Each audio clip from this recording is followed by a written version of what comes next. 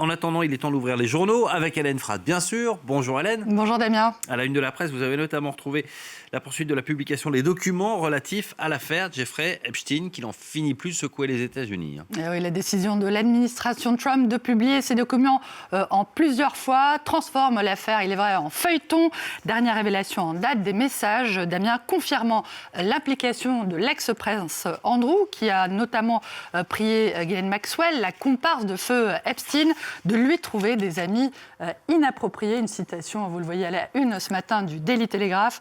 Le Washington Post rapporte que la deuxième partie des documents qui a été publiée hier contient aussi de nombreuses mentions de Donald Trump, notamment concernant le nombre de voyages qu'il a effectués à bord de l'avion du pédocriminel Epstein. Bien qu'aucun fait inédit ne soit dévoilé dans cette nouvelle salve de documents, le journal belge Le Soir voit le président des États-Unis empêtré, fragilisé par ce scandale. Il donne en tout cas beaucoup de grain à moudre à ses adversaires, aux États-Unis mais aussi à l'étranger, notamment en Iran. Le Tehran Times, Damien, fait preuve d'un humour, ma foi, assez inhabituel, en ironisant sur le caviardage massif des documents publiés.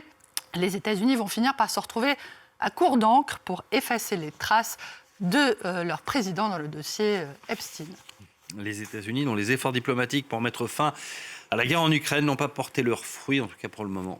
Les soldats ukrainiens et russes sont en train de passer leur 4e hiver au front et le Figaro évoque un Noël sans espoir de paix. Prolonger la résistance, c'est le maximum que puisse faire le peuple ukrainien à bout de force, mais faut-il l'emblâmer? Que serait devenue la France si De Gaulle avait écouté les mêmes sirènes qu'on entend aujourd'hui à Moscou et Washington, s'interroge le journal. Et pas de paix non plus au Proche-Orient. Haaretz, le quotidien israélien, raconte comment les Palestiniens, notamment à Bethléem, célèbrent cette année un Noël discret, marqué par un cessez-le-feu fragile à Gaza, la multiplication notamment des points de contrôle en Cisjordanie et la chute du tourisme depuis le début de la guerre. Voilà, et c'est donc dans ce contexte mondial tendu que les Français s'apprêtent à célébrer les fêtes de Noël. Le Parisien aujourd'hui en français est visiblement absolument ravi que ce moment arrive, cette parenthèse enchantée perçue par 89% des Français, selon un sondage, comme une partie essentielle de leur culture et de leur tradition. Et qui dit Noël, Damien, dit évidemment Père Noël. Et comme chaque année, revient la question sur ces petits mensonges qui pourraient préserver la magie de Noël. Je n'en dirai pas plus des fois que les petites oreilles soient déjà debout à cette heure-ci.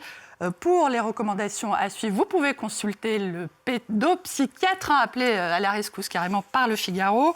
Et puis, figurez-vous que cette question occupe l'esprit d'une bonne partie de la planète, notamment en Espagne, où El País précise qu'elle peut aussi concerner les rois mages.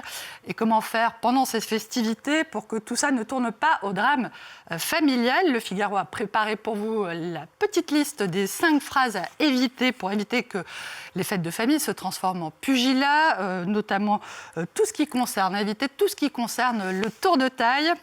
Et puis si vous n'êtes toujours pas emballé, jetez un dernier coup d'œil au Parisien qui a choisi de vous raconter, Damien, les réveillons de Noël les plus catastrophique. Génial.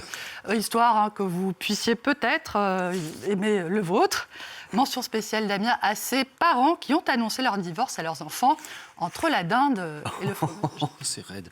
Rien au pied du sapin pour les récalcitrants? Mais si, bien sûr que si. Je ne vais certainement pas vous laisser filer comme ça. Pour les scientifiques, les 10 prouesses scientifique de cette année 2025, à retrouver du côté de l'humanité.